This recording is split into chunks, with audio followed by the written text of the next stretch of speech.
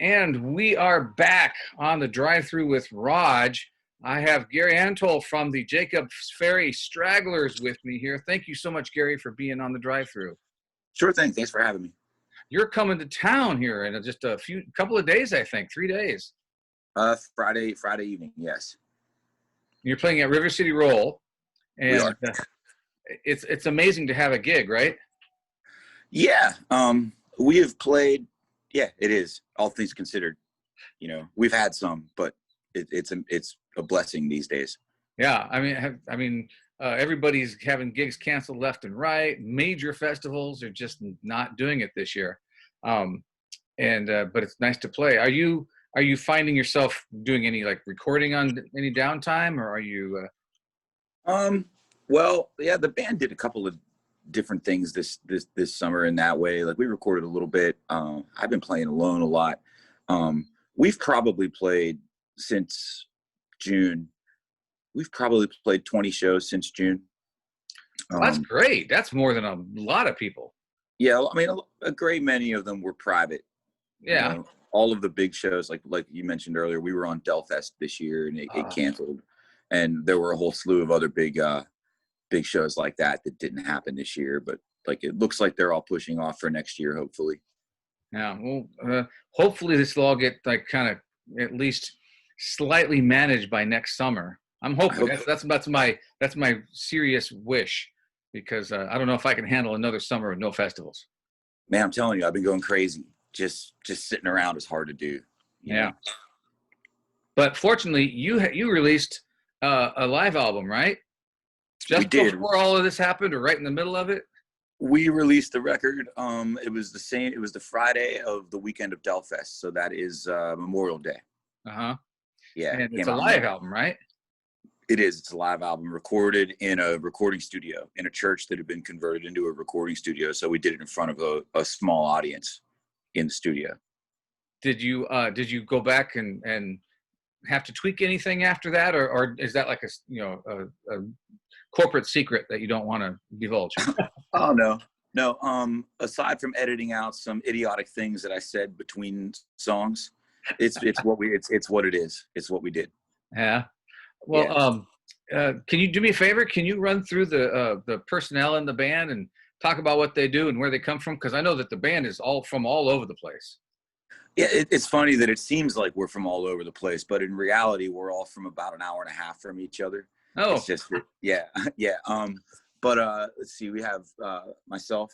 I play guitar and sing.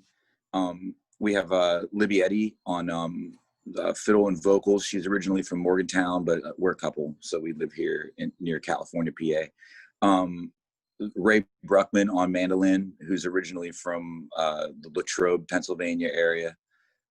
Jody Moser on dobro. He's from Frostburg, Maryland. And our bass player, Nico Kreider, is from Morgantown, West Virginia. Well, excellent. And all those places are only within about 60 miles of each other. Well, that's pretty cool.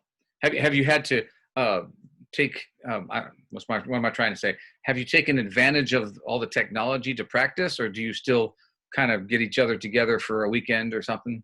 Well, it was an interesting thing for us because when all of the day that everything went haywire, March 13th, was my birthday, and we had all been on the road. We had actually just played in Richmond at a place called the Camel the week before. Oh yeah, we love the Camel. Yeah. And we had been together for a couple of weeks at that point, so we sort of figured, well, I mean, we're already here with each other. If any of us are sick, we're all sick at this point because we've been in the van together for a week. Yeah. So on March 14th, we did a live stream. We were like our first actual live stream. And then we just kind of committed to not seeing anybody else but each other through the next few months. And that's what we did. So once a week we got together and streamed, pretty much right out of the gate. Well, that is nifty. And also it's pretty practical since you kind of like, you figured since you were together that you should probably stay together, and you were relatively safe once you realized nobody was actually sick. Yeah, it worked. I mean, I'm not going to say that I didn't get a little flack for it at the beginning because, everybody was so freaked out. Yeah. The first time that we did a stream, I got some there were some interesting emails came into the band account, Yeah. but I just explained, like last night we were all in the van together, so what's the difference between that and today, and Right. and we did that every week for, I don't know, 10 or 12 weeks. Yeah. We did it for a couple months that way, and then once things started to open up, and a few of the shows that we had that were out, it's all been completely dependent on specific state regulations. Not every state's doing the same thing. But on the 14th of March, I canceled everything up until May. I just figured right out of the gate, I'd just cancel everything. And then everything after that got canceled. Yeah. And then some things wanted us to come do them, and I didn't want to do them. They were exclusively indoor and things like, and I was just like, I don't think that's the greatest idea yet, So it's been a lot of outdoor shows, and hopefully, I don't know, like we usually go south for the winter, so maybe that'll happen. But it's usually Florida, which seems to be a pretty weird place. So yeah, it's very, yeah. Ooh, not the greatest place right now. But you know what? Because I kind of obsessively look at different states' numbers, and they're actually getting a handle on it. Their numbers have come pretty down. They're still having a lot, but way less than they were. It's a really interesting, it's a strange thing. Just the whole thing is, it's a lot, is how I would say. There's a lot, and what do you trust? But I have friends from Florida who are now asking if we'll come for the winter, and they've said that they're asking because things seem to be kind of quelling a little bit. Here where we are, Pennsylvania has done a pretty good job. At least the western half. The eastern half had a pretty bad time of it at the beginning, but out where we are, it's the kind of place where people don't really. All the towns are small. No, we're going to get attacked by. Oh, that's okay. We love trains. Ashland's a train town, so that's fine. It'll be. Hold on. Cool. It's gone. The western part of Pennsylvania is aside from the city of Pittsburgh, is pretty rural. We're pretty much. I mean, my little town has like 250 people in it. So wow. There hasn't been a whole lot of it here. There was an outbreak publicized a month ago, and it was like 5 people. Like 5 people got sick. Yeah, and it was everybody was like, "Oh, outbreak," and I was like, "Wait a minute, it's 5 people." But we've just been very fortunate. I haven't. I know a few people that have gotten sick, but none of them had it too bad. Have you gotten any songs come out of this experience? Have you written anything like that? I mean, I may have had a few that I would probably not let anybody hear. Anger songs. Yeah. Yeah. Well, we had a very exciting year coming. We had a bunch of really cool stuff this summer, and it was kind of like seeing 5 years of work pay off. And right before it started, it all went away. And I'm a human being. I was not happy about it. Yeah. So. And this is like a living thing. This isn't just like a hobby. No, this is what we do. Yeah. For our livelihood. So. Yeah. It's been that has been difficult, to say the least. Do you find that that venues have kind of figured it out? Like when you go to a place and it's like everyone is spaced and everyone's wearing masks or what have you? Some have. Some definitely have. Some. I'll say this: I have not been to an indoor venue yet. Right. This summer, I've been to a couple of places where. I recently played with a friend of mine as a duo on a deck of a place that had very limited capacity seating, and everybody was spaced out. And, if you're at your table, you don't have to have your mask on, but if you get up from the table, you have to have your mask on. It seems like the places that want to figure it out are trying to. Yeah. And then I've been to a couple of things where it didn't really seem like anybody cared. And I just got out of there, but the outdoor gathering thing in Pennsylvania has been all right. They allowed private gatherings of 250 people or less. And we actually, in the midsummer every year, we throw a small festival. It's usually 3 or 4 times that many people. And this year we just did it as a 250 person private party on 8 acres. And that worked out really well.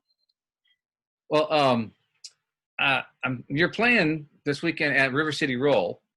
So what's that setup going to be? From what I understand, excuse me, it's like partially inside, but the place opens up. It's an open front building, so that will be how it is. I actually, that's a good question. I haven't looked at the details of that. Now that I don't book the band anymore and we have agency and management, I'm not necessarily as in tune with what's about to happen as I used to be, But so it's cool that you need that. It's cool that you have the management thing to kind of look out for you that way. It might have been the single best thing that ever happened to me in my professional life ever in 20 years. Yeah. Just not all this. I'll put it this way. I was so involved with running things and being the accountant and everything else that when that all got taken over for a couple of months, I didn't know what to do with myself. I kind of went stir crazy, it was just so different, Yeah. And I would get into these conversations with the agent and the manager, and they just said, hey, we really do appreciate you being so, involved, but you don't have to be. They were like, just go play your guitar and be a musician, which was pretty great. So so is it a free show this weekend, and then people just kind of are going to have to show up and space themselves? I think it's a free limited show. It is definitely free. It's a free show, but I think they limited the capacity to 50% or 50 people. I think that's what I read. Yeah. And so, you don't think that won't be streamed online or anything? When I get there, if their internet service is pretty good, I'll probably set up my phone and a little bit of gear and stream it. Okay, good. Yeah, I probably will. As long as the service works pretty well, I'll do it. Well, excellent. It's at 8 p.m. and it's Friday at the River City Roll. That's the Jacob's Ferry Stragglers. And I'm talking with Gary Antol of the Jacob's Ferry Stragglers. And I'm really excited that I got to talk to you. I know it's been just kind of over the top nuts to try to get our schedules together. So I appreciate you taking the time to be on my show. I appreciate you too. There is one correction. I'm pretty sure they moved the start time to 7:00. Oh, okay. Thank you. See, yeah, that's why we do these things. Yeah, I'm pretty sure. Right, 7:00. I think it floated by on one of the text messages as we were talking. Okay. Yeah. Well, then 7:00. How could someone get a hold of you in the group? The easiest way is to go to jacobsferry.com and don't use the contact form. That goes to our agent. But there are email addresses on there, or just message our Facebook page, and always be sure that you spell Jacobs with a K. It's Jakobs.